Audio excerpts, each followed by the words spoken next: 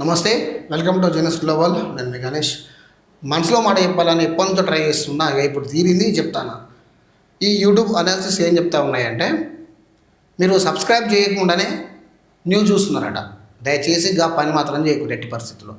కొంచెం సబ్స్క్రైబ్ చేయండి, చేసిన తర్వాత చూడండి. మీకు కంటెంట్ విషయంలో అయినా మీకు నచ్చకపోతే మీరు కామెంట్ రూపంలో పెట్టండి, నేను దాన్ని చేంజ్ చేసుకుంటా, ఇంకా మీకు మంచి గివ్ అప్ ఇవ్వడానికి ట్రై చేస్తాను. దయచేసి సబ్స్క్రైబ్ చేయండి, లైక్ చేయండి, 10 మందికి ఈ కంటెంట్ షేర్ చేయండి. ఎవరికైతే యూజ్ ఉంటుందో వాళ్ళు చూసే ప్రయత్నం చేస్తారు. ప్రతి ఒక్కరూ జర దీన్ని గుర్తుపెట్టుకోరి ప్రజలారా. రైట్, ఐటీ చెల్లింపుదారులకు రేషన్ కార్డు కట్ ఇలాంటివి రాష్ట్రంలో 8 లక్షల కార్డులు ఉన్నట్టు అంచనా. చర్యలు చేపట్టేందుకు రంగం సిద్ధమైంది. ఆధార్ పాన్ కార్డుల ద్వారా వివరాల సేకరణ.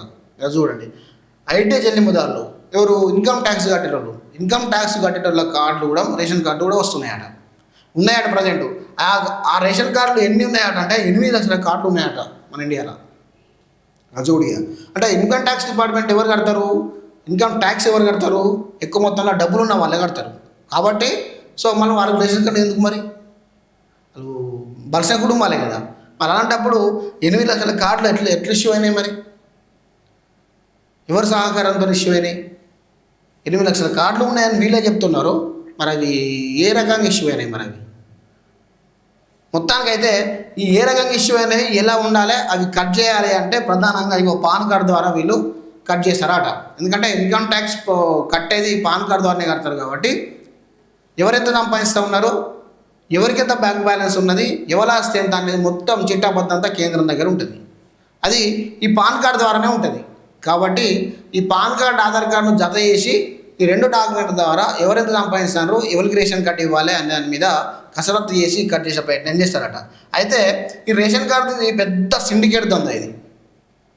ఎట్లా అంటే ఫస్ట్ నేను చెప్తాను మీకు. ఇది అసలు రేషన్ కార్డు రావాలంటే ఎంత అర్హులు కావాలి మీకు చెప్పే ప్రయత్నం చేస్తాను. అయితే రేషన్ కార్డు రావాలి అంటే కమ్సే కమ్ అర్బన్ ఏరియాలలో 2 లక్షల లోపు ఆదాయం ఉండాలి.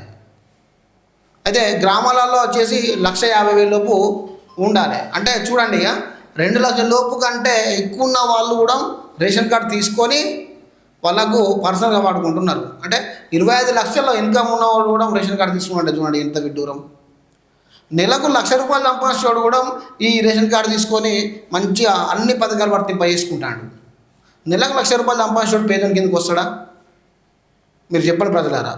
చూడండి, ఇంకోటి ఏంటంటే ఈ రేషన్ తీసుకున్నవాడు మరి వాడు తింటాడా? వాళ్ళ కుటుంబాన్ని దాంతో చదువుకుంటాడు అంటే అట్లా కాదు. బ్లాక్ మార్కెట్లో అమ్ముకోవడాలు, దొడ్డు బియ్యం ఉన్నప్పుడు బ్లాక్ మార్కెట్లోనే అమ్ముకున్నారు. ఇప్పుడు సన్న బియ్యం వచ్చినాక కూడా ఇంకా ఎక్కువ రేట్ ఎక్కించుకొని కూడా అమ్ముకుంటారు. అప్పుడు 10 రూపాయలకు అమ్మేది దొడ్డు బియ్యం, ఇప్పుడు సన్న బియ్యం వచ్చినాక 15 రూపాయలకు అమ్ముకుంటారు. ఇక చూడు కథ. ఒక్కొక్కరికేమో రేషన్ కార్డు లేక రేషన్ బియ్యం రాక పేదోడు స్లమ్ములు బతుకుతుంటే, ఈ బలసిన కుటుంబాలకు రేషన్ కార్డులు వస్తాయి, బియ్యం వస్తాయి, బ్లాక్ మార్కెట్లో అమ్ముకుంటే పైసలు కూడా వస్తాయి. అగో అసొంటి కథలు మన భారతదేశంలో నడుస్తుంటాయి. దానికి అధికారులు వత్తాసు కూడా పలుకుతారు ప్రతిదానికి. రైట్, ఎదుగుదాం. అయితే మన రాష్ట్రంలో 96 లక్షలకు రేషన్ కార్డులు ఉంటే అందులో 55 లక్షల కార్డులు మనకు ఏం చేసిందంటే కేంద్ర ప్రభుత్వం 96 లక్షల కార్డులు మన రాష్ట్రంలో ఉంటే ఆరోగ్యశ్రీ కింద 55 లక్షల కార్డులను మనకు కేంద్రం ఇచ్చింది. అంటే చూడండి, 25 లక్షల ఆదాయం ఉన్నోడు కూడా ఆరోగ్యశ్రీకి వర్తించుతుంది అన్నట్టు ఇప్పుడు. అంతే కదా, ఆరోగ్యశ్రీ తీసుకున్నట్లో వాడు ముందే ఉన్నాడు, ప్రభుత్వ సంక్షేమ పథకాల్లో ముందే ఉన్నాడు. పిల్లల చదువుల కోసం తెల్ల రేషన్ కార్డు చూపెట్టి అమెరికాలు, దుబాయ్లు అటు ఇటు పంపించి వీళ్ళు బ్యాంకులలో రుణాలు పొందడానికి కూడా ముందే ఉన్నారు. అంటే వీళ్ళన్నింటిలో ముందే ఉన్నారు. కానీ పేదోడు మాత్రం ఏ ముందు ఉన్నాడు. కేవలం వాడు సమ్ములనే బతుకుతాడు, అచ్చిన బియ్యాన్ని గదే తినకుండా బతుకుతాడు. వానికి గానే ఉంచుతారు. ఇక అట్లా అనమాట. ఇక చూద్దాం, ఇంకా వార్త అసలు ఇంకా ముందట ఉన్నది, మంచిగా గట్టిగా ఉన్నది.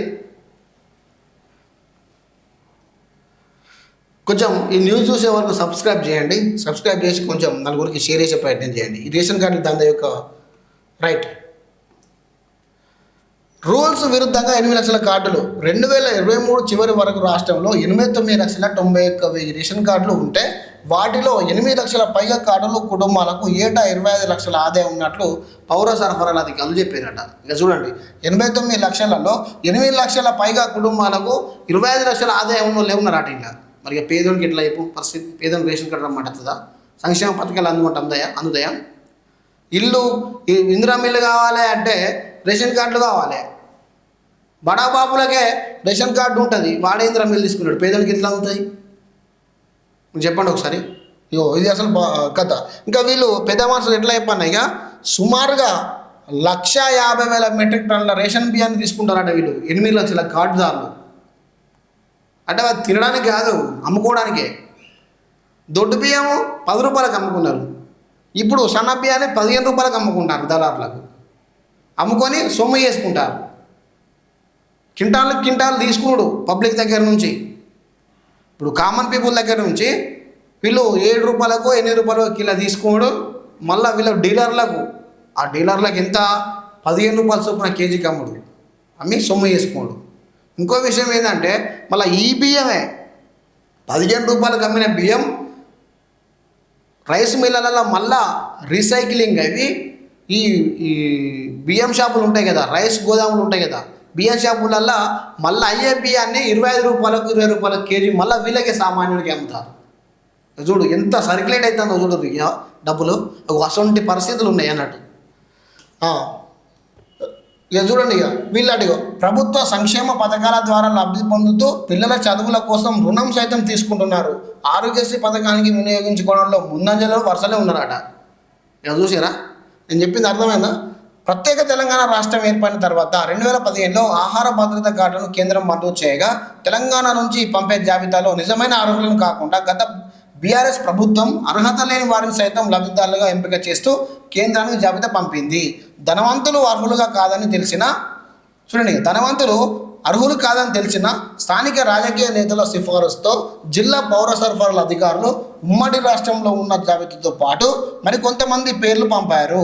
వీళ్ళు పంపిన నాటికి కేంద్రం ఆమోదం తెలిపింది, బియ్యం అందజేస్తున్నది.